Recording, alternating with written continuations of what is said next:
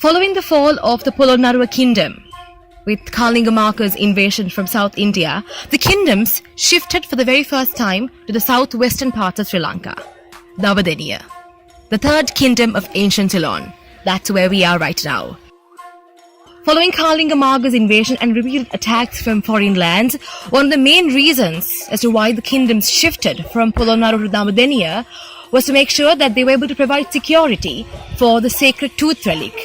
The fact that there is a naturally occurring rock which is able to provide such protection was one of the main reasons why the kingdoms shifted here. Now this temple that we're in right now, this Vijayasundara was constructed by the first king of the Dambadeniya period, King Vijayabahu III. Now it's interesting to note how he was a common man. He had no royal blood in him and didn't belong to a royal family, and was a leader who emerged within the community to protect Ceylon following Maga's invasion. And there he was establishing this kingdom on his own and leading the way for many a generation of kings to take over this beautiful kingdom and to transform it into one of Sri Lanka's most celebrated kingdoms. It was really interesting again to note how the Dambadeniya period is noted for numerous things, for its political and economic stability, and most importantly for the Buddhist revival and the cultural renaissance that was very important in that era. Lankan history, Vijayasundara, this temple, provides a fine example for the stability of the kingdom and also the craftsmanship of the locals back in the day. And most developments in the Dambadeniya period were sort of based in and around this temple, Vijayasundara. Apart from the construction of the temple Vijayasundara and providing protection to the sacred tooth relic, King Vijayabahu III also initiated a forum called Dambadeni Katikawata. This was introduced to discuss and take decisions on the discipline of the monks in that era. Now his son, King Parakramabahu II, is considered to be one of the greatest kings of our entire history. Now, as the name Parakramabahu suggests, all kings who've had at least a part of Parakramabahu in their names have done great things, and King Parakramabahu II is also a fine example for this. He was a poet, he was a writer, and most importantly, he was one of the few kings who unified all of Sri Lanka under their reign. Right behind me is almost a life-size statue of King Parakramabahu II. As I said before, he was the greatest king of the Dambadeniya period. Now, why was he so important for the revival of Sinhalese literature was that not only did he write and compose poetry on his own, books like Kavisilumina and Visuddhimarga, he also supported the construction of many monasteries and colleges back in the day. Monasteries such as Vijayaba Pirivena, Mayurapada Pirivena, and even Malbatu Askiri Piriven that we hear so often these days were constructed during the time of King Parakramabahu II in the Dambadeniya era. 298 steps more to go. Here we are, making our way to the palace rock, on top of which King Vijayabahu III constructed his royal palace. Unfortunately, due to human settlements over the years, many of the ruins that could have been discovered in the Dambadeniya era have now been destroyed. That was before the archaeology department took over these sites. But as we go up, we are about to see remnants of the palace constructed by King Vijayabahu III, the first king of this kingdom. And we're expected to see 7 acres of land covered right at the summit of the rock where he constructed his palace to provide protection and to secure the sacred tooth relic from the Kalinga invasion. We're making our way to the king's royal palace. Now, one interesting fact to note about this place over here is how the security back then was so intense that they created an illusion of a rather broad walkway and created a bottleneck right over there to mislead all invaders and foreign men. So this is how they made sure that the royal palace was constructed in a very secure place, and since the kingdom shifted from Polonnaruwa following a terrible invasion by Kalinga Maga, they wanted to take every measure possible to make sure it did not happen again. So this is one such fine example.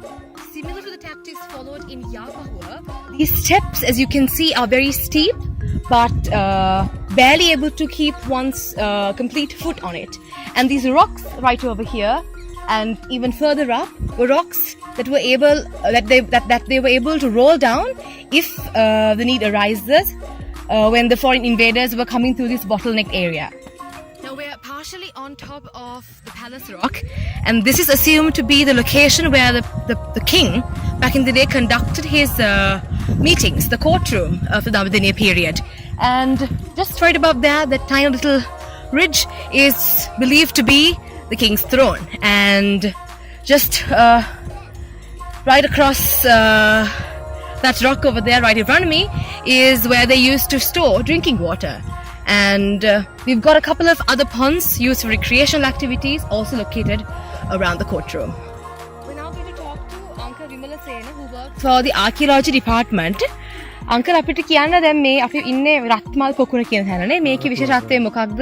මේක ඉස්සර කාලේ පාවිච්චි වුණේ මොන වගේ දේවල් වලටද කියලා පොඩි පැහැදිලි කිරීමක් කරන්න අපිට. මේක රත්මල් පොකුණ වශයෙන් නම් කරලා තියෙනවා. රත්මල් පොකුණ කියලා කියන්නේ සමහරට මේ රත්මල් ගස් තියෙනවා මෙතන. ඒ හින්දා වෙන්න පුළුවන්. හැබැයි එදා ඉඳන් තිබුණාද දන්නේ නැහැ. මොකද රත්මල් වල තියෙන වතුර පිරිසිදු කිරීමේ ගුණයක්. ඒක නිසා එදා ඉඳන්ම මේ පොකුණ අසිත රත්මල් තියෙන්න ඇති. කොහොමුණත් මේක ස්නානය සඳහා භාවිත කරලා තියෙන්නේ. මාලිගාවේ ඉන්න කුමාරිකාව රජතුමා ඒ වගේ කට්ටිය ඇතුළු ඒ නිලධාරීන් කියන්නේ රජමාලිගාවේ සේවයේ සඳහා යොදලා ඉන්න කට්ටිය ස්නානය භාවිත කරලා තියෙන්නේ. මේක සාමාන්‍ය අද වයසකදී පවා පිළිලා උතුරලා යනවා. නමුත් සමහර ප්‍රතිසංස්කරණවල දුර්වලකමක් මත වෙන්න ඕනේ. මාස දෙකක් තුනක් යනකොට ඒ වතුර මට්ටම ටික ටික බහැලා අද ওই තත්ත්වයටපත් වෙනවා. හැබැයි මේ පෑවුමත් ඉඩෝරෙත් එක්ක මේ වතුර ගොඩාක් මේ කාලය තුල පිරුන්නේ නැහැ. මොකද ওই මට්ටමේ වාගේ තමයි ටිකටක් වැඩි වෙනවා, ආය අඩු වෙනවා. ඔය වාගේ තමයි මේ පොකුණේ පැවතුනේ මෙතේ. මේකට පිටින් වතුර ගෙනල්ලා ගබඩා මේ පිටින් ගේන්නේ නැහැ. මේක වහි වතුර තමයි මේකේ ගබඩා කරලා ප්‍රයෝජන සඳහා භාවිත කරලා තියෙන්නේ. As you can see, excavations are still underway to discover the remnants of the palace, and you might be able to see some of the discovered ruins right around the courtyard. As unbelievable as it may seem, now this little pond over here is 24 feet deep and was used to collect water for drinking purposes only. So there are remnants to sort of indicate that there has been a roof constructed and a wall constructed right around this little pond to make sure that no foreign matter entered this pure drinking water pond. It was called Mavi Pokuna by the locals back in the day.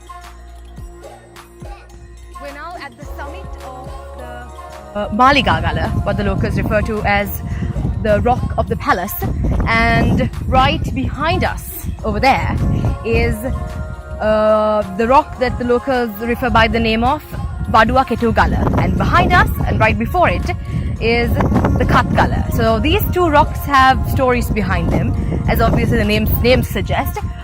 At the furthest most end is Badua Ketugala, a rock which was used to sort of hold prisoners back in the day, and there was this one carpenter who really helped the king to construct this complex over here, and he was scared that if this carpenter escapes, he might give away this secret information to foreign invaders. So he was held in captive inside that rock, which he later escaped, and he later on came back to murder the king Vijayabahu IV as a mark of revenge.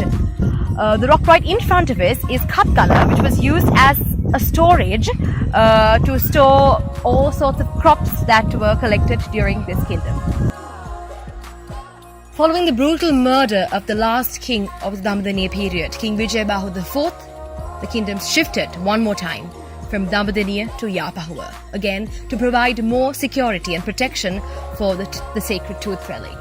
If you want to know more on what happened in Dambadeniya, do follow us on our most recent video on life.lk. Till then, take care and